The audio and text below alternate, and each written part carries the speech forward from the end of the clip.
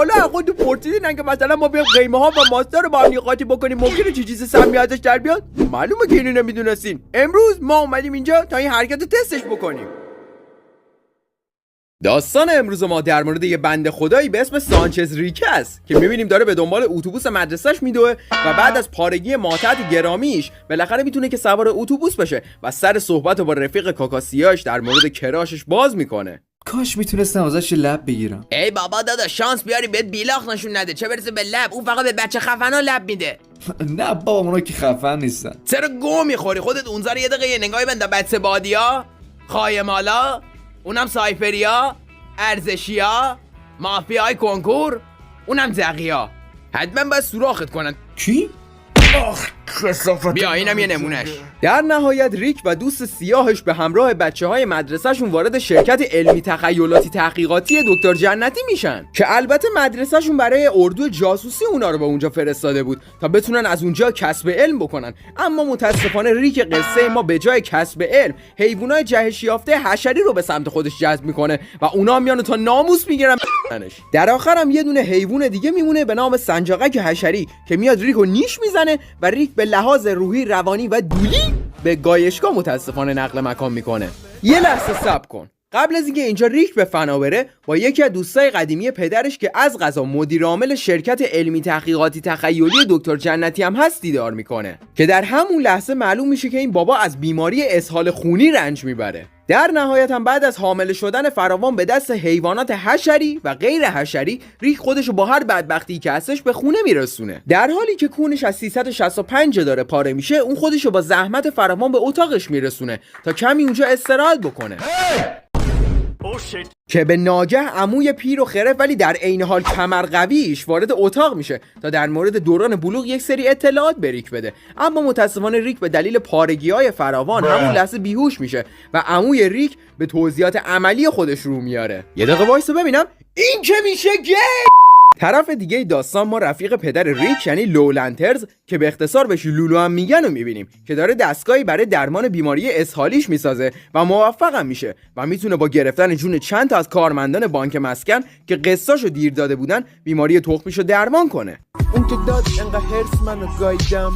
اون ورم ریک بالاخره بعد 2 روز از خواب زمستونی بلند میشه و احساس درد بسیار زیادی داخل کمرش احساس میکنه. برای همینم یه سرچی داخل گوگل میزنه اما نتیجه خاصی حاصل نمیشه. برای همینم به سمت مدرسه هجوم میبره. اما تو مدرسه ناگهان قدرت‌های حشریت ریک فعال میشه و ریک یه تنه نصف مدرسه رو به میده. در نهایت هم مدرسه میزنه بیرون تا بفهمی که چی باعث این میزان حشریت درون اون شده.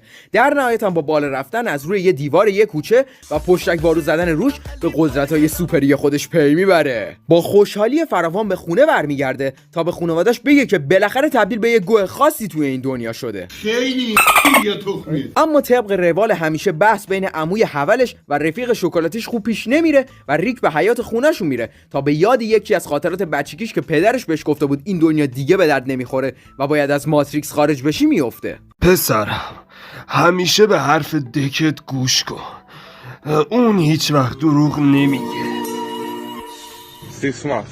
بعد از تموم شدن فلش بک ریک کراشش رو میبینه که از دست نامادری سرمتاقش به آغوش گرم ریک پناه میاره. اما خب خیلی از بحثشون نمیگذره که بچه پولدار منطقه با لامبورگینی پدرش میاد دنبال حاج خانوم تا با هم دیگه برن به پروژه‌های علمیشون برسن. به دلیل فشار اومدن زیاد بر روی ریک از سر سینگلی صبح همون روز با عموش و زنموش میرن تا از بانک وام بگیرن و یه ماشین بسیار خوشگل و مدل بالا بخرن. اما خب ریاست محترم مادر بانک مسکن بهشون وام نمیده و اینجا ریک بیخیال نمیشه و شروع به مالیدن برای طرف میکنه. اما به دلیل اینکه روش مالیدن خوب بلد نبود در این مسیر شکست میخوره. پس تصمیم میگیره که محل بحث رو کامل ترک کنه که ناگهان یکی از انمی های جهان ماتریکس خیلی بی هدف میاد تا به بانک دستبرد بزنه. اما به دلیل کسمغز بودن ریک دزد خیلی راحت از اونجا فرار میکنه و سر راه هم موقع در رفتن یه دستی به 2 طفل مظلوم عموی ریک میبره. اینجاست که عموی ریک شروع به گفتن جملات بسیار بسیار حق میکنه و اینجوری ریکو شیر میکنه تا تبدیلش بکنه به یه ابرقهرمان. ریک هم که به غیرتش برخورده بود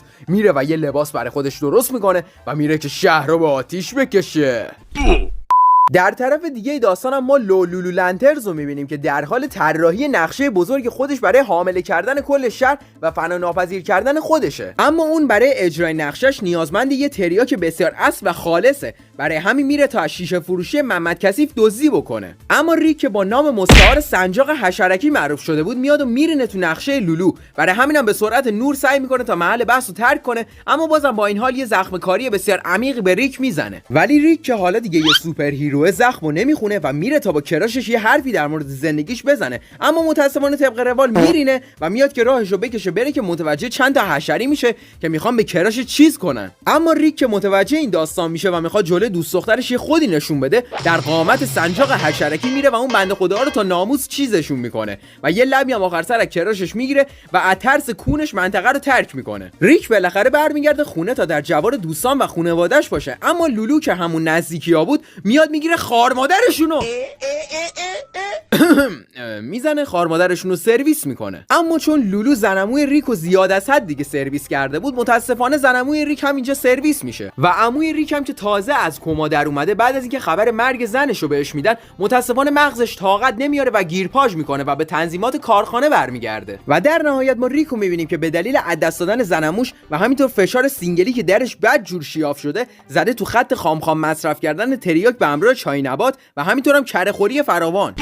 اما درست در لحظاتی که ما فکر میکنیم دیگه امیدا همه ناامید شدن، عموی حولش سر میرسه و جوری بهش قوت قلب میده تا اونو دوباره به روزای اوجش برگردونه. و خب ریک در یک حرکت رونالدینیویی محور میره و تحقیق میکنه و میفهمه که لولو قراره در یک همایش بزرگ که برای صلح جهانیه همه رو انگوش کنه. برای همین خودشو به اونجا میرسونه و در مبارزه‌ای بسیار حماسی لولو رو شکست میده.